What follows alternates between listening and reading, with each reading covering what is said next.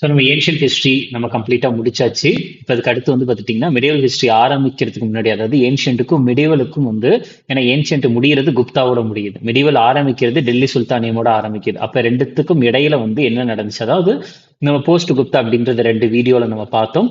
அதுக்கு அடுத்தது இதே இந்த ஒரு குறிப்பிட்ட டைம்ல வந்து தென்னிந்தியாவை வந்து நிறைய வம்சங்கள் வந்து ஆட்சி செஞ்சுக்கிட்டு இருக்காங்க, சரியா? தென்னிந்தியாவில். ஸோ இப்போ தென்னிந்தியாவில் யாரெல்லாம் இருக்கிறாங்க அப்படின்றத பார்த்துட்டு, அதே மாதிரி சேர சோழ பாண்டியர்கள் எல்லாரையுமே வந்து நம்ம எக்ஸாம் பாயிண்ட் ஆஃப் வியூல என்னென்ன பாயிண்ட் முக்கியம், அதாவது இப்போ நான் எழுதுற எல்லா பாயிண்ட்டும், இப்போ வந்து நான் வந்து போன கிளாஸ்ல வந்து பார்த்துட்டிங்கன்னா சௌஹான்ஸ், அதாவது சகமன அரசர்கள் அப்படின்னு போட்டு பிருத்திவிராஜ் சௌஹான் போட்டேன். அதுக்கடுத்து முகமது கோரி போட்டேன். அப்போ பேட்டில் ஆஃப் தெரைன் அப்படின்றது போட்டேன். இந்த மாதிரி ஒரு ஒரு வார்த்தையுமே already TNPSC exams, SSC exams, railways exams, அதுக்கடுத்து யூபிஎஸ்சி எக்ஸாம்ஸ், இந்த மாதிரி நிறைய எக்ஸாம்ஸ்ல வந்து கேட்ட கேள்விகள் மட்டும்தான், ரைட்டா?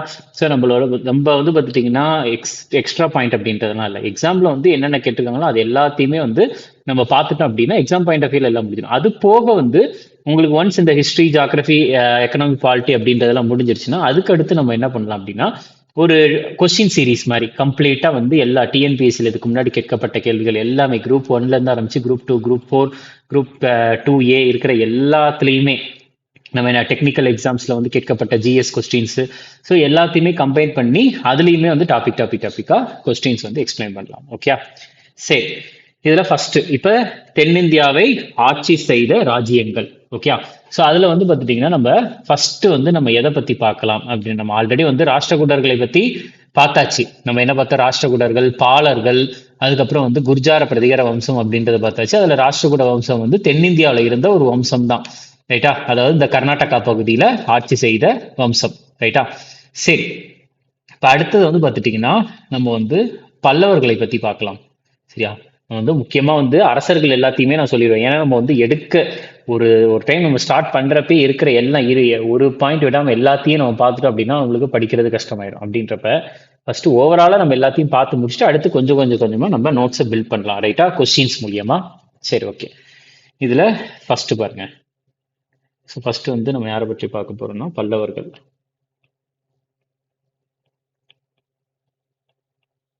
பல்லவாஸ். ஸோ பல்லவர்களை பொறுத்த வரைக்கும் இவங்க வந்து யாருடைய ஃபியூடேட்டரி, நான் ஆல்ரெடி சொன்னேன் ஃபியூடேட்டரி அப்படின்னா இவங்களுடைய நிலத்தை வந்து வேற ஒருத்தவங்க வந்து வச்சிருப்பாங்க. அதாவது வேற ஒருத்த ஃபியூடேட்டரிஸ் ஆஃப் சத்தவாகனா அப்படின்னு சொல்லலாம். அதாவது சத்தவாகனர்களுடைய ஃபியூடேட்டரியா இருந்தவங்க தான் யார் அப்படின்னா இந்த பல்லவர்கள். அதாவது சத்தவாகனர்களுடைய நிலத்தை வந்து பல்லவர்கள் வச்சு அவங்க வந்து வேலை செஞ்சுக்கிட்டு இருந்தாங்க. அதுக்கு பதிலாக வந்து அந்த நிலத்திற்கு பதிலாக சத்தவாகனர்களுக்கு வந்து வேலை செய்வாங்க அப்படின்னு சொல்றது தான்.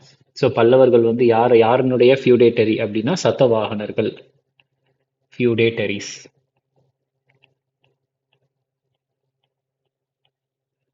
Feudatories of Satavahanas. Feudatories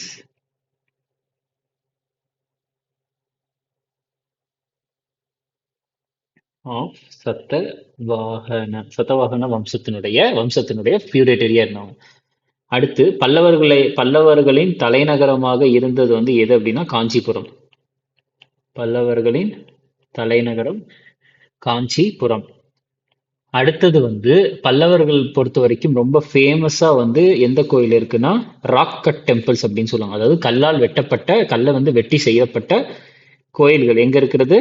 மகாபலிபுரத்துல இருக்கிற கோயில்கள். Rock cut temples at Mahabalipuram. Okay, சரி. பல்லவர்களை பொறுத்த வரைக்கும் யாரெல்லாம் வந்து முக்கியமானவங்க அப்படின்றத நம்ம பார்க்கலாம் வரிசையா. ஸோ ஃபர்ஸ்ட் வந்து எந்த அரசர் அப்படின்னா சிம்ஹ விஷ்ணு. ஃபர்ஸ்ட் எந்த அரசர்னா சிம்ஹ விஷ்ணு.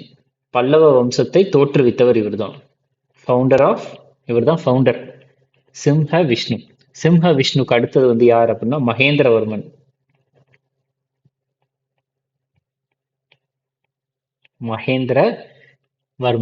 ஸோ மகேந்திரவர்மனை பொறுத்த வரைக்கும் மகேந்திரவர்மன் வந்து சமஸ்கிருதத்துல வந்து ஒரு நாடகம் ஒன்று எழுதியிருக்கிறார். மகேந்திரவர்மன் வந்து சமஸ்கிருதத்துல ஒரு நாடகம், இங்க நான் எழுதுறேன், சான்ஸ்கிரிட், சமஸ்கிருதத்துல ஒரு நாடகம், டிராமா ஒன்று எழுதியிருக்கிறாரு.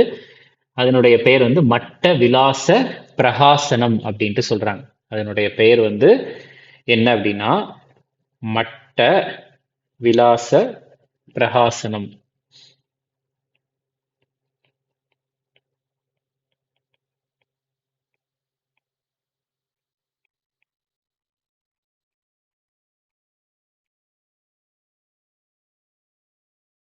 அட்டவிலாச பிரகாசனம். ரைட்டா? அடுத்தது மகேந்திரவர்மனுக்கு ஒரு சில தலைப்புகள் இருக்கு. அதாவது டைட்டில்ஸ். என்னென்ன டைட்டில்னா விசித்திர சித்ரா அப்படின்ட்டு சொல்லுவாங்க. என்ன டைட்டில் அப்படின்னா விசித்திர சித்ரா அப்படின்ட்டு மகேந்திரவர்மன் சொல்றாங்க. அடுத்து வேற என்ன டைட்டில்னா சித்திரக்கா புலி அப்படின்னு சொல்லுவாங்க. சித்திரக்கா புலி அப்படின்ட்டு சொல்லுவாங்க மகேந்திரவர்மன். ரைட்டா? அடுத்தது மகேந்திரவர்மனுக்கு அப்புறம் வந்து யார் வரார் அப்படின்னா நரசிம்மவர்மன். முதலாம் நரசிம்மவர்மன். இவர் வந்து மகேந்திரவர்மன் 1. முதலாம் மகேந்திரவர்மன். அடுத்தது வந்து யார் அப்படின்னா நரசிம்மவர்மன் 1. முதலாம் நரசிம்மவர்மன்.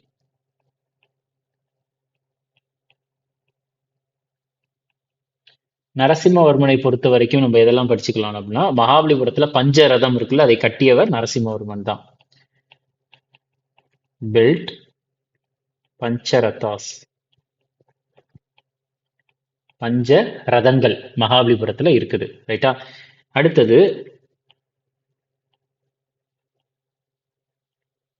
வேற என்ன நரசிம்மவர்மனை பொறுத்த வரைக்கும் அப்படின்னா வட்டாப்பி கொண்டன் அப்படின்னு சொல்லுவாங்க.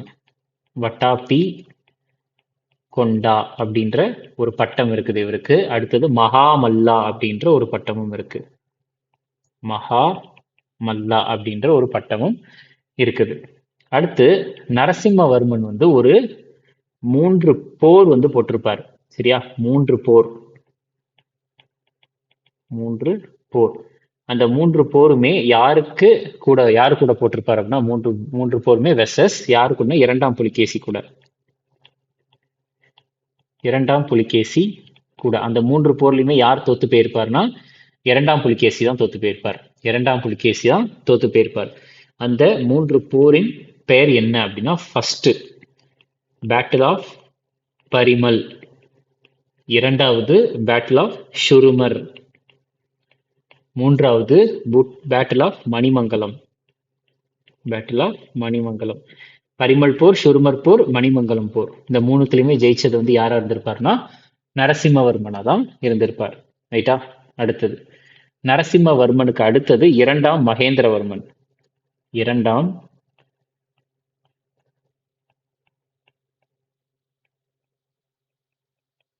மகேந்திரவர்மன். அடுத்தது இரண்டாம் மகேந்திரவர்மனுக்கு அடுத்தது இரண்டாம் பரமேஸ்வரவர்மன்.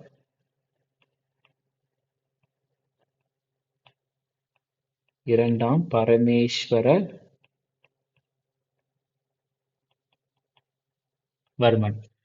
அடுத்தது இரண்டாம் பரமேஸ்வரவர்மனுக்கு அப்புறம் வந்து நந்திவர்மன். இரண்டாம் நந்திவர்மன்.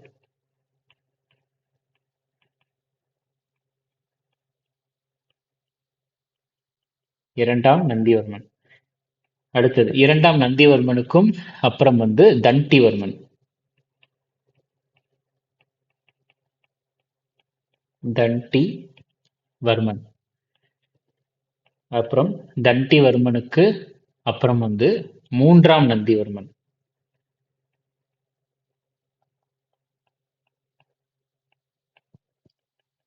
மூன்றாம் நந்திவர்மன். அடுத்தது மூன்றாம் நந்திவர்மனுக்கு அப்புறம் அபரஜிதவர்மன்.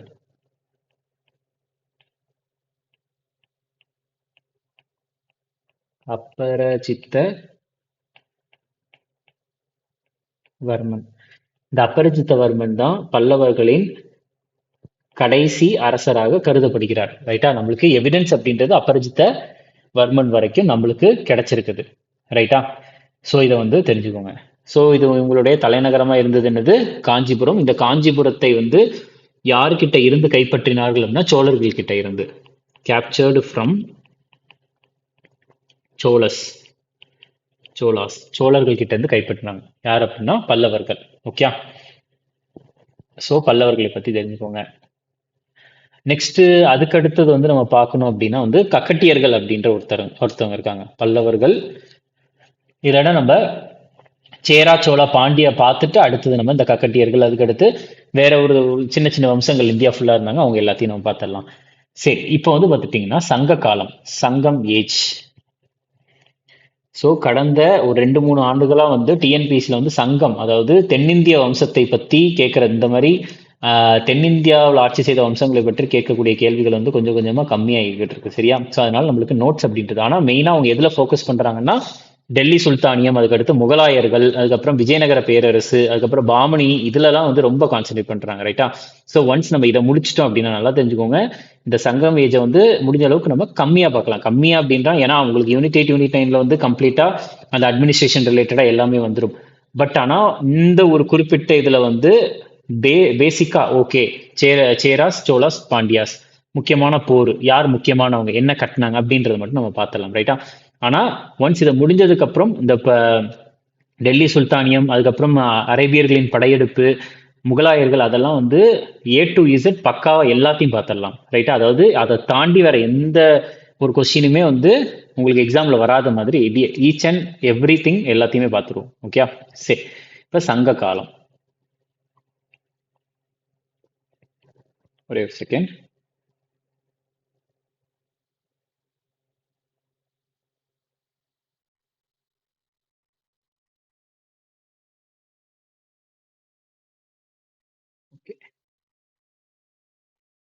சங்கம்,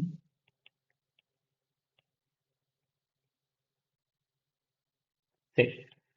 சங்க காலத்தை பொறுத்த வரைக்கும் இந்த காலம் அப்படின்னா எதுல இருந்து எது வரைக்கும் அப்படின்னா 300 BC to 300 AD, 300 BCல இருந்து 300 AD வரைக்கும் வந்து பார்த்துட்டிங்கன்னா உங்களுக்கு சங்க காலம் அப்படின்ட்டு சொல்றாங்க. மெயினா இந்த சங்க காலம் வந்து இந்தியாவில் வந்து எந்த பகுதியை சேர்ந்தது அப்படின்னா தென்னிந்தியா, சவுத் இந்தியா தான். தென்னிந்தியாவில் இருந்தது தான் சங்க காலம் அப்படின்ட்டு சொல்றாங்க, ரைட்டா?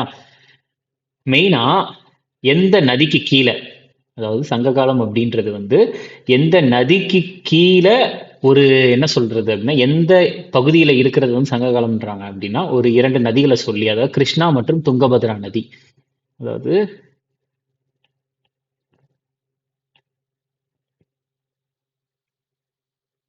இது கிருஷ்ணா, இது துங்கபத்ரா, ரைட்டா? ஸோ அதாவது ரிவர் கிருஷ்ணா மற்றும் ரிவர்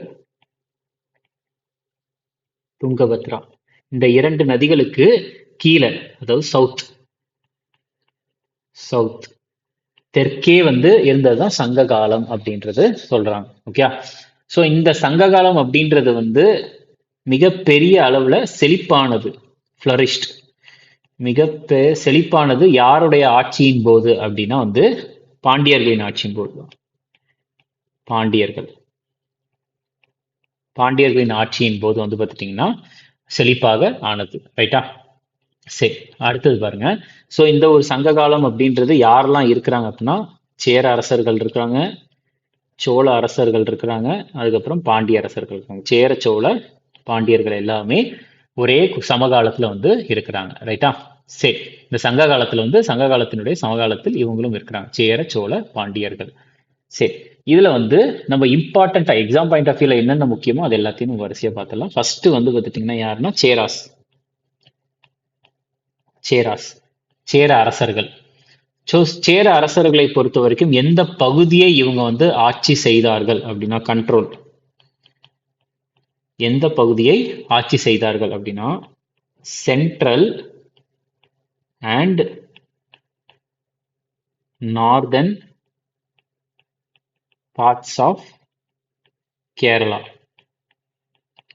அதாவது கேரளா வந்து இப்படி இருக்குது அப்படின்னா கேரளாவினுடைய இந்த பகுதி ஃபுல்லா சென்டர்ல இருந்து மேல் பகுதி ஃபுல்லா வந்து யார் ஆட்சி செய்தாங்கன்னா சேரர்கள் ஆட்சி செய்தாங்க, ஓகே?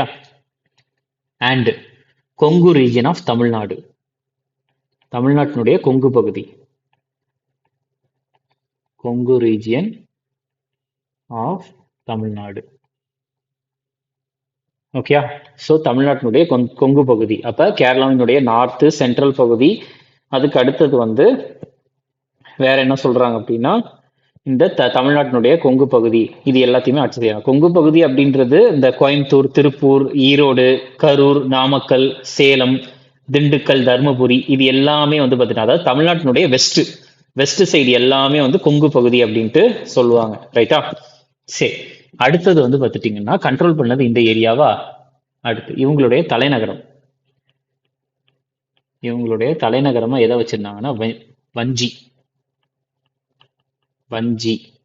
ரைட்டா? அடுத்து சேரர்களுடைய துறைமுகங்கள் முக்கியமா. ரைட்டா? அது வந்து நிறைய இடத்துல வந்து கேட்டிருக்கிறாங்க. முசிறி மற்றும் தொண்டி. முசிறி மற்றும் தொண்டி. அதுக்கப்புறம் இவங்களுடைய சின்னம், சேரர்களுடைய சின்னம் வந்து எது அப்படின்னா வில் மற்றும் அம்பு. Bow and arrow. Bow and arrow, வில் மற்றும் அம்பு. ரைட்டா? ஸோ இதை தெரிஞ்சுக்கோங்க. அடுத்தது வந்து பத்தினி வழிபாடு. சரியா? பத்தினி வழிபாடை வந்து அறிமுகப்படுத்தியவர்கள் வந்து இதுதான் அப்படின்ட்டு சொல்றாங்க. செங்குட்டுவன் வந்து அறிமுகப்படுத்தி இருப்பார். சரியா? இதுல வந்து இவங்க வந்து சேரர்கள்ல வந்து முக்கியமா வந்து செங்குட்டுவன் அப்படின்ட்டு ஒருத்தர் இருப்பார். செங்குட்டுவன். அவர் வந்து எதை அறிமுகப்படுத்தியிருப்பார்னா இன்ட்ரடியூஸ்ட் பத்தினி கல்ட் அப்படின்னு சொல்லுவாங்க. பத்தினி கல்ட். அதாவது இதுக்கு என்ன பேர் அப்படின்னா கண்ணகியை வழிபடுவது.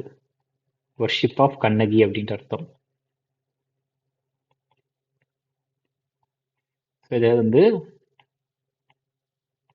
அறிமுகப்படுத்தியது யார் அப்படின்னா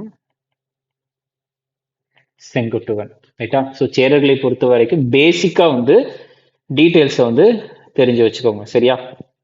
சரி, நெக்ஸ்ட் அடுத்தது பாருங்க. ஸோ சேரன், செங்குட்டுவன். அதுக்கப்புறம் சோழர்கள். நெக்ஸ்ட் வந்து பார்த்துட்டீங்கன்னா சோலாஸ்.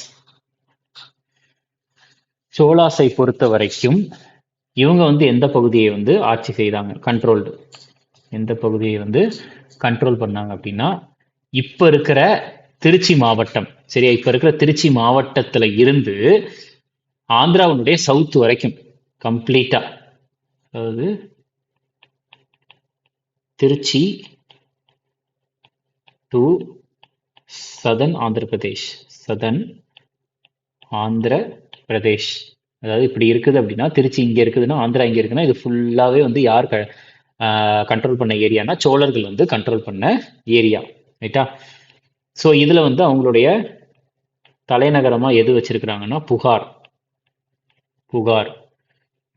அதுக்கப்புறம் இவங்களுடைய எம்பளம், இவங்களுடைய சின்னம் வந்து டைகர். சோழர்களுக்கு சிம்பிள் வந்து என்ன அப்படின்னா அது டைகர். ஓகே.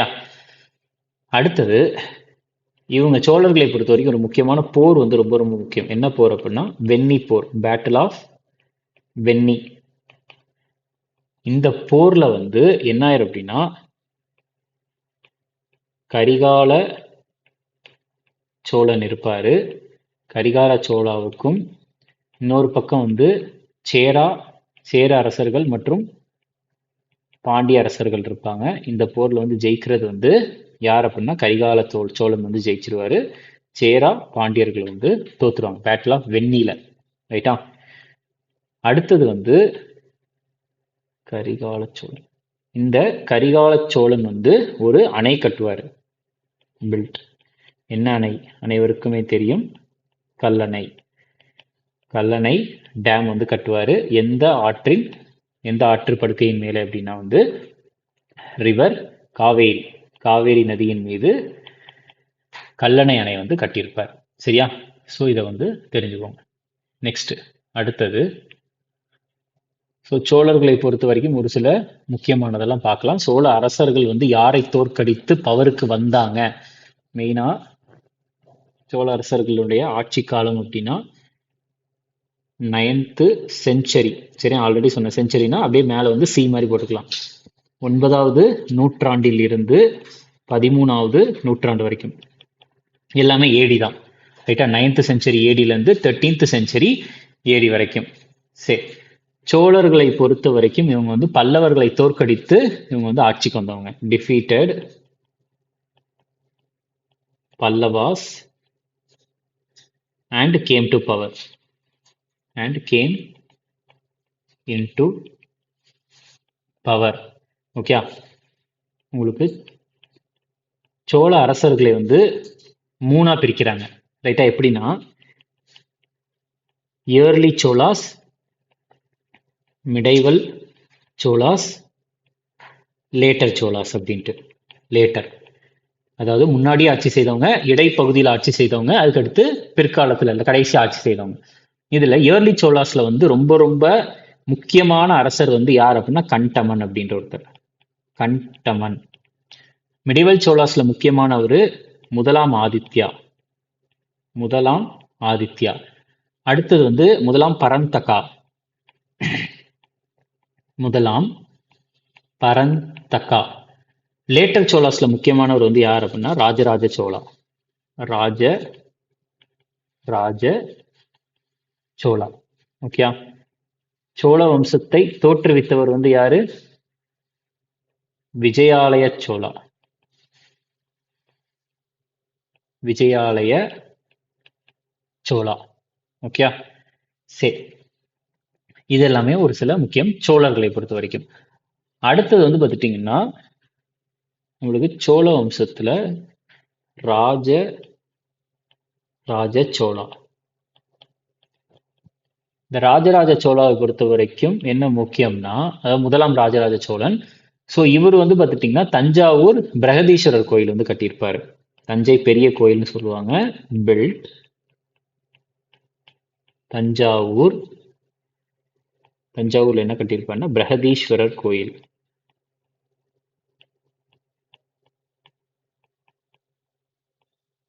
தஞ்சை பெரிய கோயில். ரைட்டா. அடுத்து இந்த ராஜராஜ சோழனினுடைய பையனான ராஜேந்திர சோழன். ராஜேந்திர ராஜேந்திர சோழா. ஸோ ராஜேந்திர சோழாவை பொறுத்த வரைக்கும் இவரை வந்து என்னவென்று அழைப்பார்கள் அப்படின்னா கங்கை கொண்ட சோழன் அப்படின்ட்டு அழைப்பாங்க.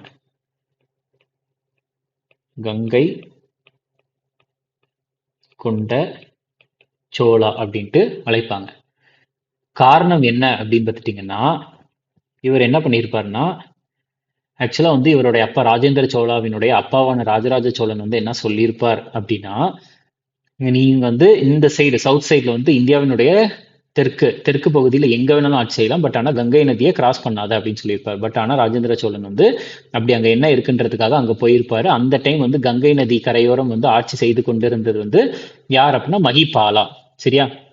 நம்ம ஆல்ரெடி வந்து பார்த்துட்டிங்கன்னா இது எல்லாத்தையுமே நம்ம கம்ப்ளீட்டா பார்த்துருப்போம். சரியா.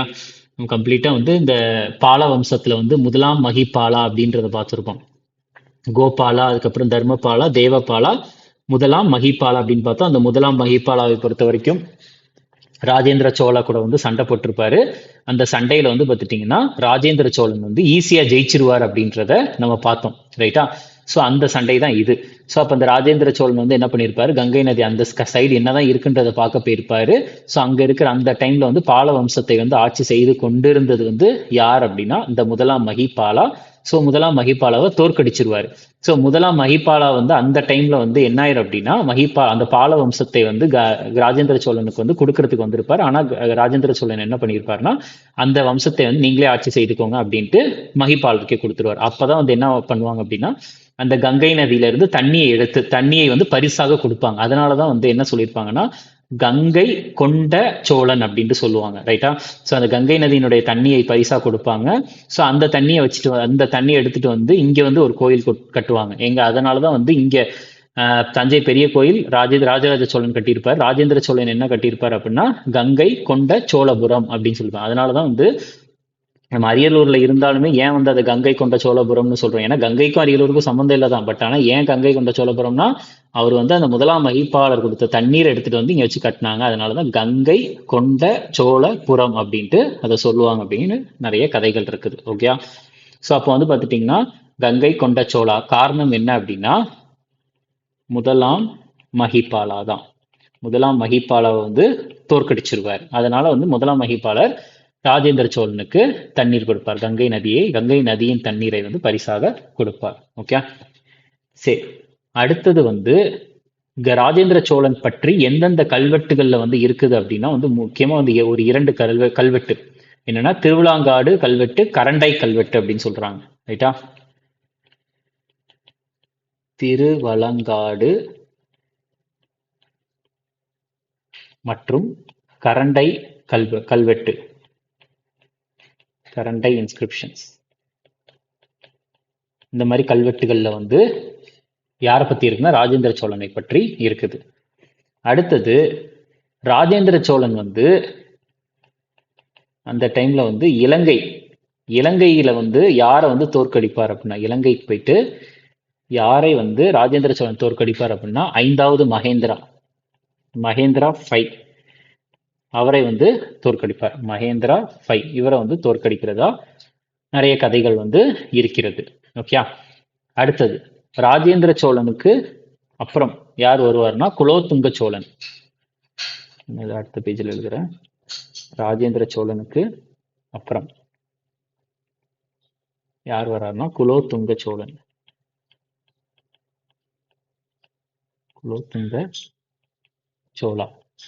குலோத்துங்க சோழாவை பொறுத்த வரைக்கும் இவர் வந்து கலிங்காவை வந்து தன்வசமாக்குறாரு. கலிங்கா அப்படின்றது ஒடிஷாவின் கடற்கரையோரம் தான் கலிங்கா அப்படின்ட்டு சொல்லுவாங்க.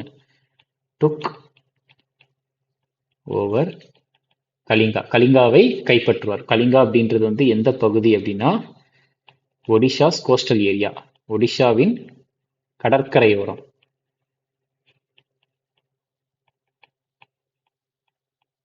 ஒடிஷாஸ் கோஸ்டல் ஏரியா, ரைட்டா? ஸோ இது எல்லாமே வந்து பார்த்துட்டிங்கன்னா ஒரு சில முக்கியமானது. நெக்ஸ்ட் அதுக்கப்புறம் சோழர்களை பொறுத்த வரைக்கும் அவங்க வந்து நிறைய நிலங்கள் வந்து கொடுத்தாங்க. லேண்டு சோழர்களை பொறுத்த வரைக்கும் அவங்க நிறைய நிலங்கள் வந்து கொடுத்தாங்க, ரைட்டா? டொனேட் பண்ணாங்க, நிறைய பேருக்கு வந்து டொனேட் பண்ணாங்க. ஸோ அந்த நிலங்கள்ல வந்து ஒரு முக்கியமானதெல்லாம் எதெல்லாம் அப்படின்னா ஒரு 5 வகையான நிலங்கள் வந்து சொல்றாங்க. சரியா? 5 வகையான நிலங்கள். சரி, அது என்னன்றதை பார்க்கலாம். ஓகே, ஃபர்ஸ்ட் வந்து என்ன அப்படின்னா பள்ளிச்சந்தம்.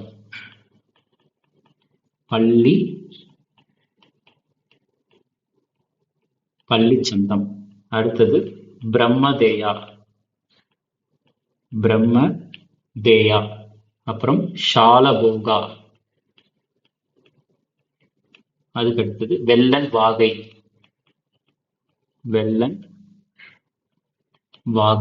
அடுத்து தேவதானா.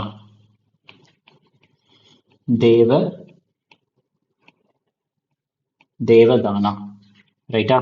ஸோ இது வந்து அந்த ஒரு 5 வகையான நிலங்கள், ரைட்டா? டொனேட் பண்றாங்க. யாருக்கு வந்து டொனேட் பண்றாங்க அப்படின்றதையும் நம்ம இதுல பார்க்கலாம்.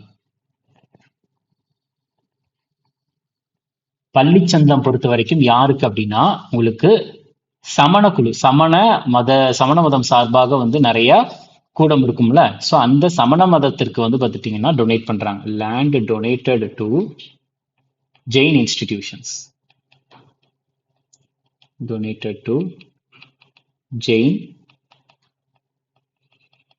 இன்ஸ்டிடியூஷன்ஸ். இல்லைன்னா இப்படி எழுதிடுறேன், இங்க மேல போட்டுக்கிறேன்.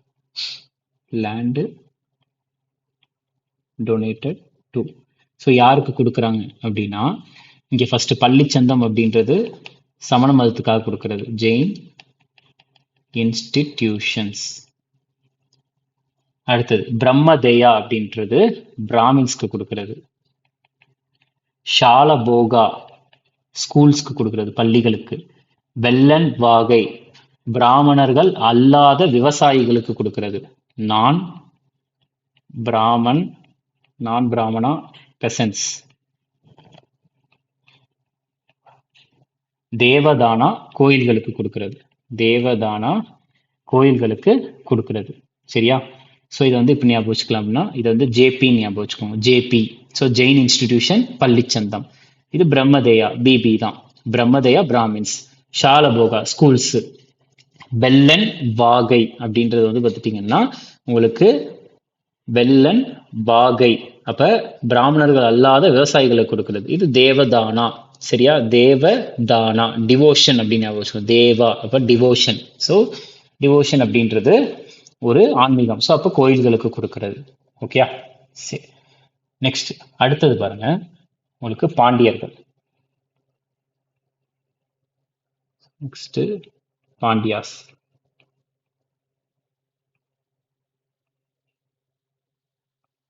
பாண்டியாஸை பொறுத்த வரைக்கும் அவங்களுடைய தலைநகரமாக கேபிட்டல் எந்த பகுதியை வச்சிருந்தாங்கன்னா மதுரை. மதுரை. அடுத்தது அவங்களுடைய எம்பளம் சிம்பிள் வந்து என்ன அப்படின்னா ஃபிஷ், மீன் தான். மீன் தான் அவங்களுடைய சிம்பிள். ரைட்டா? ஸோ இந்த பாண்டிய நாடை பற்றி ஒருத்தர் எழுதிய நூல்ல வந்து தெளிவா நம்ம புரிஞ்சுக்க முடியுது. அது என்ன நூல் அப்படின்னா மதுரை காஞ்சி. எழுதுனது வந்து யார் அப்படின்னா வந்து மாங்குடி மருதனார். ரைட்டா? ஸோ அதாவது பாண்டிய நாடு, பாண்டியன் கண்ட்ரி அப்படின்னு சொல்லுவாங்க. பாண்டியன் கண்ட்ரி அதாவது பாண்டிய நாடு தான். பாண்டிய நாடு இப்படிதான் இருந்துச்சு அப்படின்றதுக்கு நம்மளுக்கு மெயினா எவிடன்ஸ் வந்து எந்த ஒரு புத்தகத்திலிருந்து நம்மளுக்கு தெரிய வருது அப்படின்னா மதுரை காஞ்சி. மதுரை காஞ்சி அப்படின்ற நூல். இந்த மதுரை காஞ்சியை எழுதியது வந்து யார் அப்படின்னா வந்து மாங்குடி மருதனார்.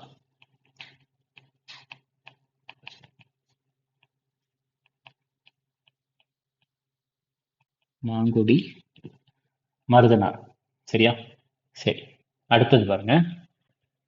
ஸோ இதுக்கு அடுத்து அதாவது முக்கியமான அரசர்கள் அது எல்லாமே வந்து நம்ம வந்து கொஸ்டின்ஸ் பார்க்குறப்ப கம்ப்ளீட்டாக வந்து எக்ஸ்பிளைன் பண்ணிடுறேன். ஓகே.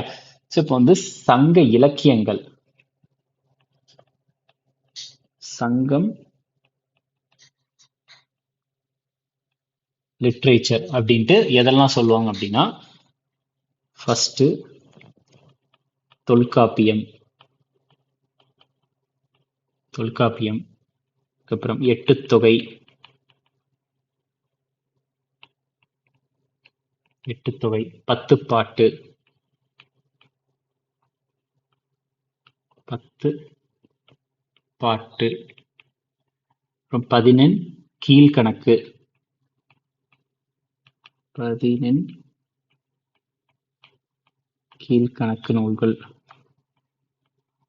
அதுக்கடுத்தது 2 புராணங்கள். சரியா? 2 காவியங்கள், அதாவது சிலப்பதிகாரம், மணிமேகலை, 2 எபிக்ஸ். ரைட்டா? 2 எபிக்ஸ். எபிக்ஸ் அப்படின்றது காவியங்கள். இந்த 2 காவியங்கள் வந்து எதெல்லாம் அப்படின்னா சிலப்பதிகாரம். சிலப்பதிகாரம். அடுத்தது மணிமேகலை. சிலப்பதிகாரம், மணிமேகலை. ரைட்டா? சரி, தொல்காப்பியம் பொறுத்த வரைக்கும் இதை வந்து எழுதுனது வந்து யாருன்னா தொல்காப்பியர். தொல்காப்பியர். ஓகே. சரி, அடுத்தது பாருங்க. இது வந்து ஆக்சுவலா வந்து தொல்காப்பியம் அப்படின்றது ஒரு கிராமர் புக்காக இருந்தாலும் ஆனா அந்த ஒரு சங்க காலத்தின் போது இருந்த பல்வேறு சமூக சமூக நிலை, அதுக்கப்புறம் வந்து பொருளாதார நிலையை பத்தி இந்த தொல்காப்பியம் அப்படின்ற நூல் வந்து உங்களுக்கு விளக்குகிறது. ரைட்டா? சரி, இந்த 8 தொகை நூல்களை பொறுத்த வரைக்கும் நான் இந்த பேஜில் எழுதுறேன். 8 தொகை.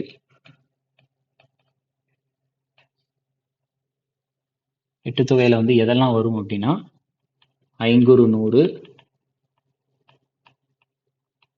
ஐங்குறு நூறு,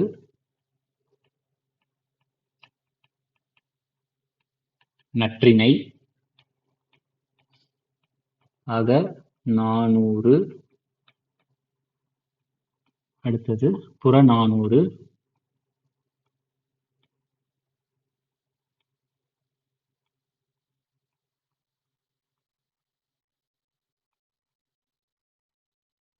அடுத்தது 5வது குறுந்தொகை,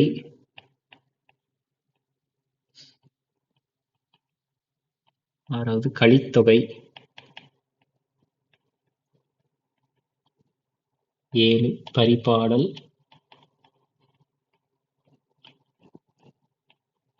8 பதிற்றுப்பத்து. பதிற்றுப்பத்து. பதிற்றுப்பத்து. ரைட்டா?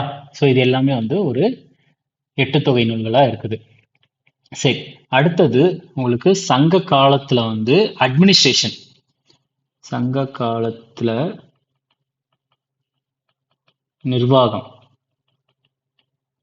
நிர்வாகம் வந்து எப்படி இருந்துச்சு அப்படின்னா சங்க காலத்துல அமைச்சர்களை, மினிஸ்டர்ஸ், அமைச்சர்களை வந்து எப்படி அழைத்தார்கள் அப்படின்னா அமைச்சர் அப்படின்னு அழைத்தாங்க. அமைச்சர்.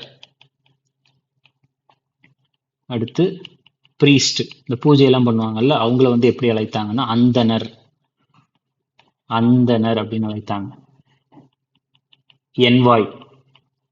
என்வாய்ஸ் அப்படின்றது வந்து ஒரு நாட்டுல இருந்து, அதாவது பாண்டிய நாட்டுல இருந்து இப்ப சேர நாட்டுக்கு போறது, சேர நாட்டுல இருந்து சோழ நாட்டுக்கு போயிட்டு விஷயங்களை சொல்றது, அது எல்லாமே வந்து தூதர். நம்ம இப்ப சொல்றதும் தூதுவர், தூதர். அடுத்து ராணுவ படை தளபதிகள், மிலிட்டரி கமாண்டர்ஸ், இவங்கள வந்து சேனாதிபதி, சேனாதிபதி என்று அழைத்தார்கள். அடுத்து ஸ்பைஸ், உளவு போறவங்க, அதை வந்து ஒர்ரர் அப்படின்னு சொல்றாங்க. ஒர்ரர். ரைட்டா? சரி, இதை வந்து தெரிஞ்சுக்கோங்க. நெக்ஸ்ட் அதுக்கப்புறம் வந்து உங்களுக்கு சொசைட்டி.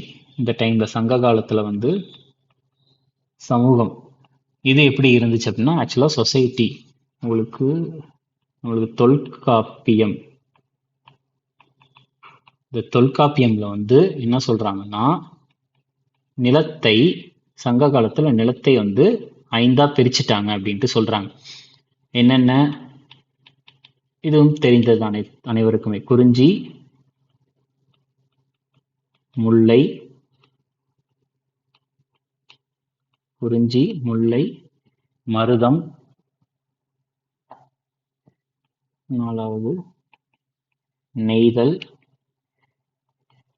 பாலை. குறிஞ்சி, முல்லை, மருதம், நெய்தல், பாலை. ஸோ குறிஞ்சி அப்படின்றது மலையும் மலை சார்ந்த இடமும், ஹில்ஸ், ஹில்லி ஏரியாஸ். அதுக்கு அடுத்தது முல்லை அப்படின்றது பாஸ்டோரல் லேண்டு, வயலும் வயல் சார்ந்த இடமும். மருதம் வந்து பார்த்துட்டிங்கன்னா இது அக்ரிகல்ச்சர் அப்படின்னு சொல்லுவாங்க, விவசாய இடம். நெய்தல் வந்து கடலும் கடல் சார்ந்த இடமும். இது வந்து பாலைவனம். பாலை அப்படின்றது டெசர்ட். சரியா? ஸோ இதை வந்து தெரிஞ்சு வச்சுக்கோங்க. நெக்ஸ்ட் அதுக்கு அடுத்தது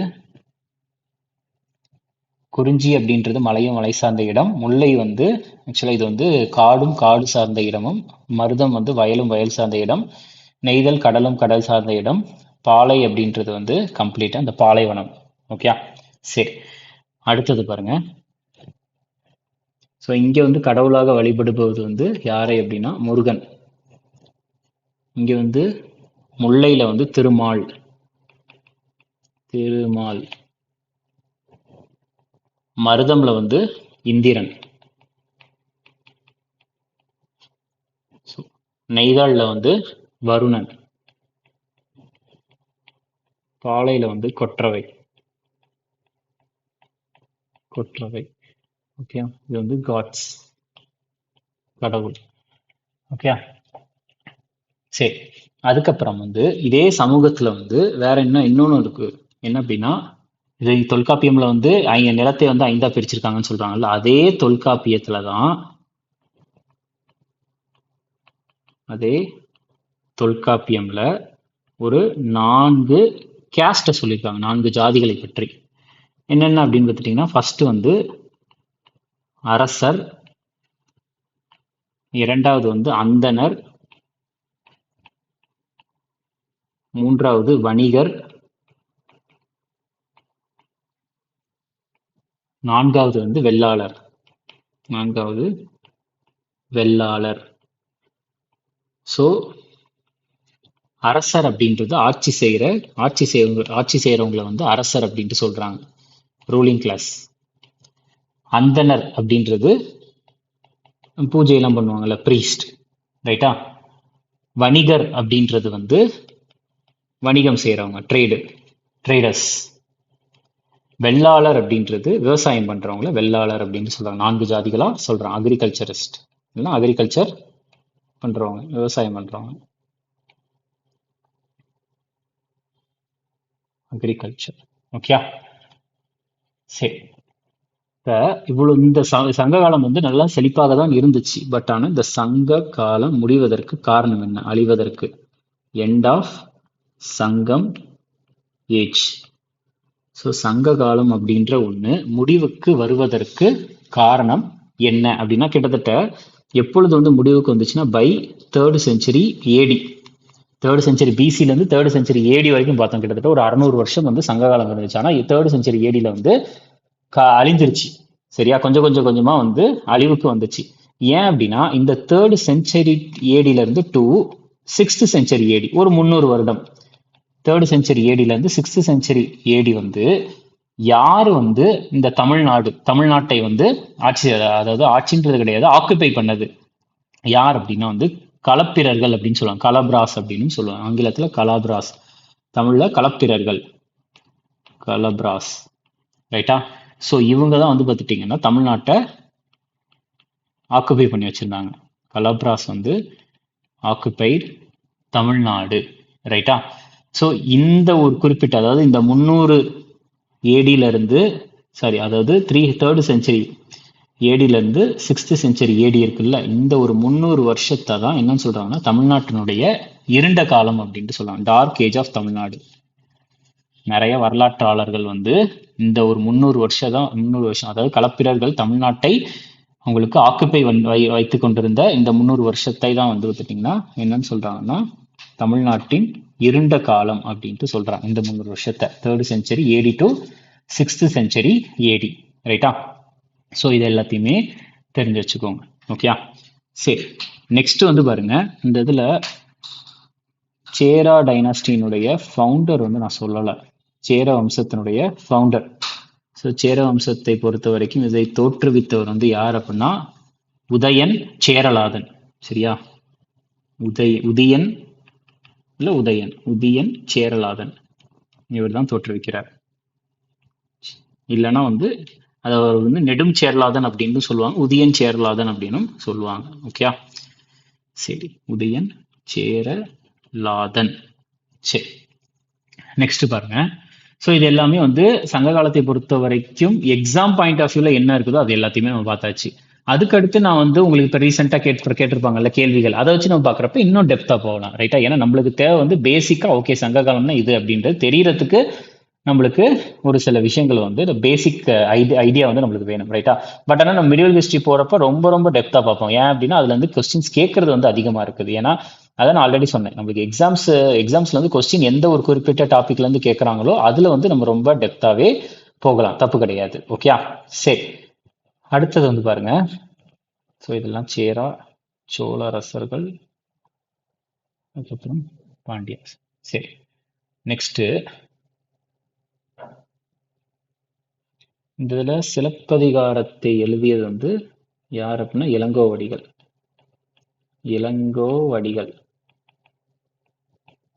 ரைட்டா? நெக்ஸ்ட் மணிமேகலை எழுதுனது வந்து சீத்தலை சாத்தனார்.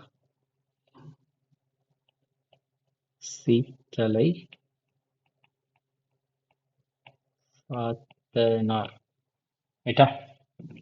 ஓகே, இப்போ அடுத்தது வந்து நம்ம எதை பத்தி பார்க்கணும், ஒரு சில சின்ன சின்ன விஷயங்கள் வந்து நம்ம விட்டுருப்போம்ல, அதை பத்தி கம்ப்ளீட்டா எல்லாத்தையும் பார்த்துருவோம். இதுல நான் மிசலேனியஸ் அப்படின்ட்டு போட்டு நான் எழுதுறேன். ரைட்டா? மிசலேனியஸ் அப்படின்றது இந்த ஏன்ஷியன் ஹிஸ்டரிக்கும் மிடிவல் ஹிஸ்டரிக்கும் நடுவில் ஒரு சில விஷயங்கள், ஒரு சில வம்சங்களை, நம்ம சின்ன வம்சங்கள் தான், அதெல்லாம் நம்ம விட்டுருப்போம். அது எல்லாத்தையுமே நான் வந்து வரிசையா நான் எழுதி போடுறேன். மிசலேனியஸ், அதாவது இதர விஷயங்கள். மிசலேனியஸ்னா இதர விஷயங்கள். ஓகே, சரி.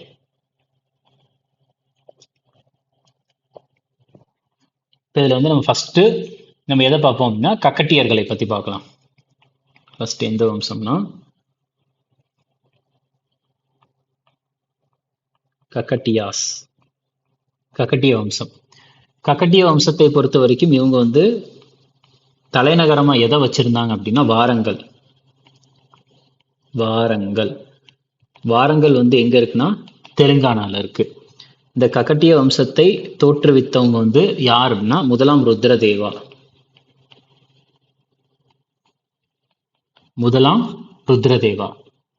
இந்த கக்கட்டிய வம்சத்துல ஒரு முக்கியமான ஒரு ஆட்சியாளர் இருக்கிறாங்க. அவங்க தான் யார் அப்படின்னா ராணி ருத்ரமாதேவி.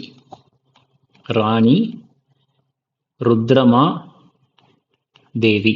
ராணி ருத்ரமாதேவி தான் வந்து தென்னிந்தியாவின் முதல் பெண் ஆட்சியாளர் அப்படின்ட்டு சொல்றாங்க. ரைட்டா? First woman ruler of South India. இந்தியாவில் முதல் பெண் ஆட்சியாளர் வந்து யார் அப்படின்னா ரசியா சுல்தான். நம்ம டெல்லி சுல்தானி அரசர்கள்ல பார்க்கலாம். இல்துமிஷுடைய பொண்ணு. ஓகே, ரசியா சுல்தான். இந்தியாவின் முதல் பெண் ஆட்சியாளர் ரசியா சுல்தான் அப்படின்னு சொல்லுவாங்க. இவங்க வந்து தென்னிந்தியாவின் முதல் பெண் ஆட்சியாளர் வந்து யார் அப்படின்னா ராணி ருத்ரமா தேவி. ஓகே, சரி. நெக்ஸ்ட் அடுத்தது வந்து வேற யாரை பத்தி பார்ப்போம்னா சண்டேலா. ரைட்டா? இவங்க வந்து யார் அப்படின்னா சண்டேலாஸ். இதுல நான் எழுதி போடுறேன், சண்டேலாஸ். ரைட்டா? சரி, சண்டேலாஸை பொறுத்த வரைக்கும் இவங்க வந்து யார் அப்படின்னா நான் சொன்னேன் ஆல்ரெடி வந்து உங்களுக்கு வில்லியம் டாட் அப்படின்ற ஒருத்தர் வந்து அவர் வந்து நிறைய ஆய்வு செய்துட்டு ஒரு 36 ரஜபுத்திர குழுக்கள் இருந்ததா வந்து அறிவித்தார் அப்படின்னு சொன்னோம். ஸோ அதுல வந்து அந்த 36ல ஒண்ணு. ரைட்டா? 36ல ஒரு ரஜபுத்திர குழு தான் வந்து சண்டேலாஸ். ராஜ்புட் கிளான்ஸ் 36ல ஒரு ரஜபுத்திர குழு தான். இந்த சண்டேலா வம்சத்தை தோற்றுவித்தவர் ஃபவுண்டர் யார் அப்படின்னா நுண்ணக்கா. சண்டேலா வம்சத்தை பொறுத்த வரைக்கும் இவங்க வந்து 9வது நூற்றாண்டிலிருந்து 13வது நூற்றாண்டு வரைக்கும் ஆட்சி செய்யறாங்க. 9th century to 13th century எல்லாமே ஏடி தான். இனிமே ஃபுல்லாவே ஏடி தான். ரைட்டா? எந்த பகுதியை ஆட்சி செய்யறாங்கன்னா ஈஸ்டர்ன் மத்திய பிரதேஷ் இருக்குல்ல, மத்திய பிரதேசனோட ஈஸ்ட் சைடு. அதாவது அதை வந்து எந்த பகுதி சொல்லுவாங்க, பந்தல்கண்ட் பகுதி அப்படின்னு சொல்லுவாங்க. ஜாகிரபியில புவியியல்ல இந்த மத்திய பிரதேசோட ஈஸ்ட் சைடை புவியியல் என்னன்னு சொல்லுவாங்கன்னா பந்தல்கண்ட் ரீஜியன் அப்படின்ட்டு சொல்லுவாங்க. இதுதான் ஆட்சி செய்யறாங்க. ரைட்டா? இந்த ஈஸ்டர்ன் மத்திய பிரதேஷ்ல தான் இவங்களுடைய தலைநகரத்தை வச்சிருந்தாங்க, கேபிட்டல். அந்த கேபிட்டல் பேர் வந்து என்னன்னா மோஹோபா. இந்த மோஹோபா எங்க இருக்குன்னா கஜுராஹோல இருக்கு. மத்திய பிரதேஷ்ல இருக்கக்கூடிய கஜுராஹோல இருக்கு. நல்லா தெரிஞ்சுக்கோங்க, கஜுராஹோ அப்படின்ற ஒரு வார்த்தை வந்தாலே ஆன்சர் வந்து சண்டேலாஸ் தான். ஏன்னா கஜுராஹோ கோயில்கள் அப்படின்ட்டு ஃபேமஸா இருக்குது. ரைட்டா? ஸோ அதை பத்தி தான் நம்ம இதுக்கு அடுத்து பார்க்க போறோம். சரியா? சரி, அதுக்கு அடுத்தது வந்து இந்த சண்டேலாஸ்ல ஒரு முக்கியமான ஒரு அரசர் இருந்தார், கிங். அவருடைய பேர் வந்து என்ன அப்படின்னா வித்யாதாரா. அவருடைய பேரு வித்யாதாரா.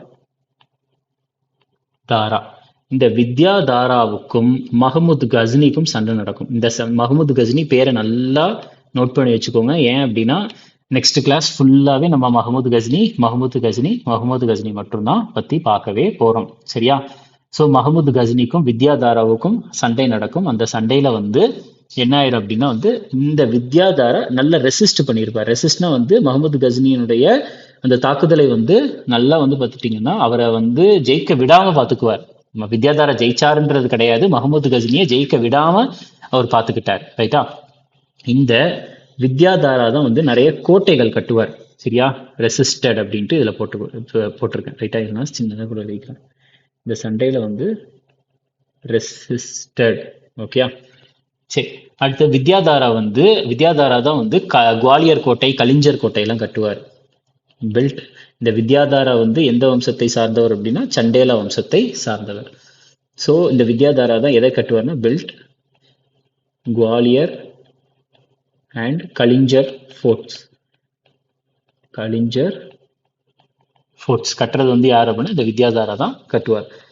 அடுத்தது உங்களுக்கு சண்டேலா அரசர்கள்ல வந்து கடைசி அரசர் பேர் வந்துன்னா பர்மால் அப்படின்ட்டு சொல்லுவாங்க. இந்த பர்மாலுக்கும் யாருக்கும் சண்டை நடக்கும் அப்படின்னா பிருத்விராஜுக்கும் சண்டை நடக்கும். பிருத்விராஜ் நம்ம ஆல்ரெடி பார்த்தோம், போன கிளாஸ்லேயே கடைசியில் பார்த்தோம்னா பிருத்விராஜ் சௌஹான். எப்போ சண்டை நடக்கும் அப்படின்னு பார்த்துட்டிங்கன்னா 1182 1182ல சண்டை நடக்கும். ரைட்டா? அடுத்தது இந்த பிருத்விராஜுக்கும் குதுபுதீன் ஐபக்குக்கும் தனியா சண்டை நடக்கும். சரியா? இந்த சண்டையில வந்து ஜெயிக்கிறது வந்து யார் அப்படின்னா பிருத்விராஜ் ஜெயிச்சிருவாரு. இந்த சண்டையில ஜெயிக்கிறது பிருத்விராஜ் ஜெயிச்சிருவாரு.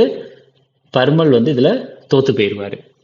அடுத்தது இந்த பிருத்விராஜுக்கும் அடுத்தது வேற யாருக்கும் சண்டை நடக்கும் அப்படின்னா அதாவது 1203ல சண்டை நடக்கும். பிருத்விராஜ் வெர்சஸ் 1203ல யாருக்கு அப்படின்னா குதுபுதீன் ஐபக். குதுபுதீன் ஐபக். இந்த குதுபுதீன் ஐபக் பேரையும் நம்ம நெக்ஸ்ட் கிளாஸ்ல இருந்து பார்க்கலாம். யாரு, ஜஸ்ட் பேர் மட்டும் தெரிஞ்சுக்கோங்க, யாரு என்ன எல்லாமே நம்ம பார்த்துடலாம். ரைட்டா? ஸோ இந்த சண்டையில வந்து யார், பிருத்விராஜ் சௌஹான் வந்து தோத்து போயிடுவாரு, குதுபுதீன் ஐபக் ஜெயிச்சிருவாரு. 1182 நடந்த சண்டை, 1182 சண்டையில பிருத்விராஜ் ஜெயிச்சிருவார். 1203 சண்டையில குதுபுதீன் ஐபக் ஜெயிச்சிருவாரு. ரைட்டா? குதுபுதீன் ஐபக் ஜெயிச்சுட்டு என்ன பண்ணுவார்னா, வித்யாதாரா கட்டின கலிஞ்சர் கோட்டையை வந்து குதுபுதீன் ஐபக் கைப்பற்றிடுவார். ஸோ அப்ப கலிஞ்சர் அப்படின்ற இடம் வந்து இப்ப யார் கட்டுப்பாட்டு கீழே போயிருச்சுன்னா குதுபுதீன் ஐபக் கட்டுப்பாட்டுக்கு கீழே போயிருச்சு. ரைட்டா? அடுத்தது சண்டேலாஸை பொறுத்த வரைக்கும் வேற என்ன ரொம்ப ரொம்ப ரொம்ப ரொம்ப முக்கியமானது வந்து என்ன அப்படின்னா கஜுராஹோ கோயில்கள் தான். உங்களுக்கு கஜுராஹோ அப்படின்ற ஒரு வார்த்தை கொஸ்டின்ல வந்துட்டாலே அதுக்கான ஆன்சர் சண்டேலாஸ் தான். கஜுராஹோ கோயில்கள்.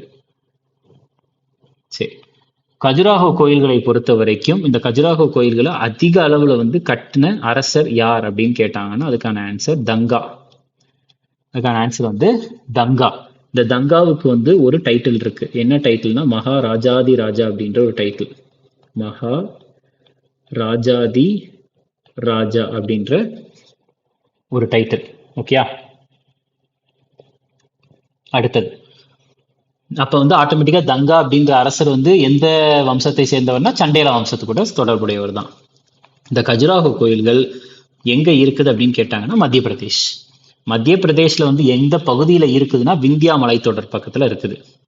விந்தியா நம்மளுக்கு தெரியும், விந்தியா மலை இங்க இருக்கு, கீழே வந்து சத்புரா மலை இருக்கு, நடுவில் வந்து நர்மதா நதி ஓடுது அப்படின்றது அனைவருக்குமே தெரியும். So Vindhya mountain ranges, Vindhya மலைத்தொடர்கள்ல இருக்கிறது தான் இந்த கஜுராஹோ கோயில்கள். இந்தியா மலைத்தொடர்கள். சரியா? இந்தியா மலைத்தொடர்கள். சரி, இந்த கஜுராஹோ கோயில்கள் எந்த டைம்ல கட்டப்பட்டதுன்னா பிட்வீன், அதாவது 950 வருஷத்துல இருந்து 1050 வருஷம். ஏன்னா இப்ப நம்ம 2025 இருக்கிறோம். ஸோ அப்போ வந்து இது ஏடி தான் ஃபுல்லாவே. அப்ப 950 இருந்து 1050 ஏடிக்குள்ள கட்டப்பட்டது. ரைட்டா? அடுத்தது இங்க வந்து எந்த மதத்தை சார்ந்த கோயில்கள் இருக்குதுன்னா ஹிந்து மற்றும் சமண மதத்தை சார்ந்த கோயில்கள், ஹிந்து அண்ட் ஜெயின் டெம்பிள்ஸ் வந்து இங்க இருக்குது. ஓகே. அடுத்து இந்த கஜுராஹோ கோயில்களை தான் 1986 UNESCO, United nation educational scientific and cultural organisation, அதாவது கல்வி அறிவியல் மற்றும் கலாச்சாரத்திற்கு இருக்கக்கூடிய ஒரு ஐக்கிய நாடுகளின் அமைப்பு, இவங்க வந்து உலக பாரம்பரிய தளம் அப்படின்ட்டு அறிவிச்சாங்க. வேர்ல்டு ஹெரிட்டேஜ் சைட் அப்படின்னு சொல்லுவாங்க. WHSனா வேர்ல்டு ஹெரிட்டேஜ் சைட் அப்படின்ட்டு அனௌன்ஸ் பண்ணுவாங்க. ஸோ கஜுராஹோ கோயில்கள் வந்து என்ன ஸ்டைல் அப்படின்னு கேட்டாங்க. நகரா ஸ்டைல். ஸோ உங்களுக்கு ஆர்ட் அண்ட் ஆர்கிடெக்சர்ல இதை பத்தி நான் தெளிவா சொல்றேன். என்ன அப்படின்னா, நம்மளுக்கு இந்தியா இருக்குதுன்னா இந்தியாவில் வந்து நார்த் சைடு வந்து நகரா ஸ்டைல் அப்படின்னு சொல்லுவாங்க, சவுத் சைட்ல திராவிடா ஸ்டைல் அப்படின்ட்டு சொல்லுவாங்க. ரெண்டும் கலந்து செய்யறது வெசரா ஸ்டைல் அப்படின்ட்டு சொல்லுவாங்க. ஓகே, அதை நான் இங்கே எழுதுறேன். ஆர்ட் அண்ட் ஆர்கிடெக்சர்ல வந்து நார்த் சைட்ல கோயில்கள்ல வந்து நார்த் இந்தியாவில் வந்து என்ன ஸ்டைல் கட்டுவாங்கன்னா, என்ன ஸ்டைலில் வந்து கோயில்கள் கட்டுவாங்கன்னா நகரா ஸ்டைல். சவுத் இந்தியாவில் வந்து எந்த ஸ்டைல் அப்படின்னா திராவிடா ஸ்டைல்.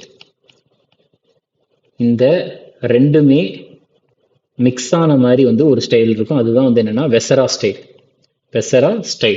ரைட்டா? இது வந்து டெம்பிள் ஆர்கிடெக்சர்ல வரும், கோயில் கட்டிடக்கலையில வரும். ரைட்டா? இது தெரிஞ்சுக்கோங்க. அதுக்கடுத்து சண்டேலா அரசர்கள் தான் இன்னொரு கோயிலும் கட்டியிருப்பாங்க. என்ன கோயில் அப்படின்னா, சண்டேலா வம்சத்தை சேர்ந்தவர்கள் தான் கண்டாரியா மகாதேவ் கோயில் அப்படின்ற ஒரு கோயிலை கட்டியிருப்பாங்க. கண்டாரிய மகாதேவ் டெம்பிள், இதையும் கட்டியிருப்பாங்க. யார் அப்படின்னா வந்து சண்டேலா அரசர்கள் கட்டியிருப்பாங்க. ரைட்டா? சரி, நெக்ஸ்ட் பாருங்க. ஸோ அப்போ ராஷ்டிரகூடர்கள் பார்த்தாச்சு, பால வம்சம் பார்த்தாச்சு, குர்ஜார பிரதிகர வம்சம் பார்த்தாச்சு, சண்டேலா வம்சம் பார்த்தாச்சு, அதுக்கப்புறம் பல்லவர்கள் பற்றி பார்த்தோம், கக்கட்டியர்களை பற்றி பார்த்தோம், சௌஹான்ஸ் நம்ம பார்த்தாச்சு. இப்போ அடுத்தது வேற என்ன இருக்குன்னா வர்மன் வம்சம் இருக்கு. எந்த வம்சம்னா வர்மன் டைனாஸ்டி. வர்மன் வம்சத்தை பொறுத்த வரைக்கும் நம்ம வர்மன்லயே ஒண்ணு பார்த்தோம். யார் பேர் பார்த்தோம்? பாஸ்கர வர்மன் பார்த்தோம். பாஸ்கர வர்மன்னா காமரூப அரசர், காமரூபம்னா அஸ்ஸாம். சரி, அப்ப ஆட்டோமேட்டிக்கா வர்மன் வம்சம் எந்த பகுதியை ஆட்சி செய்தது? அஸ்ஸாம் பகுதியை ஆட்சி செய்தது. அதாவது அஸ்ஸாம ஆட்சி செஞ்ச ஒரு ஒரு ஃபர்ஸ்ட் ஆட்சி செய்த ஒரு வம்சமா வந்து வர்மன் வம்சம் இருக்கு. Earliest dynasty to rule Assam. Earliest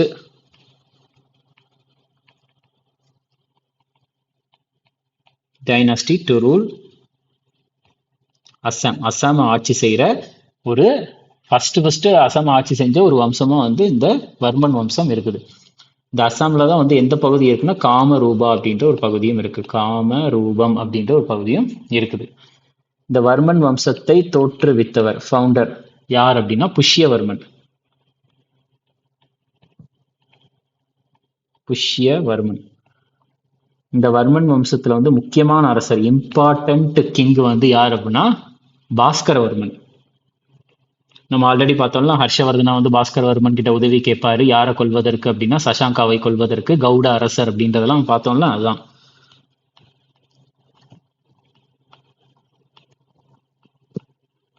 பாஸ்கரவர்மன். ரைட்டா? சரி, அதுக்கடுத்து வேற என்ன முக்கியமான வம்சங்கள்லாம் இருக்குது அப்படின்றத நம்ம வரிசையா பார்க்கலாம். ஸோ அதுக்கடுத்து கஹர்வால் வம்சம். கஹர்வால் வம்சம் அப்படின்ற ஒரு வம்சம் இருக்கு. கஹர்வால் வம்சத்தை பொறுத்த வரைக்கும் இதை தோற்றுவித்தவர் வந்து சந்திரதேவா.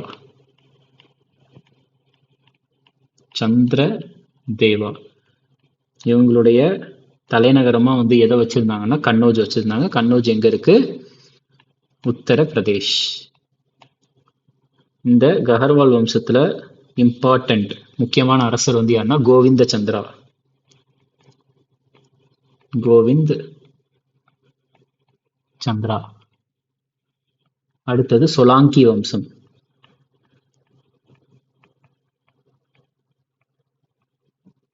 சொலாங்கி வம்சம்.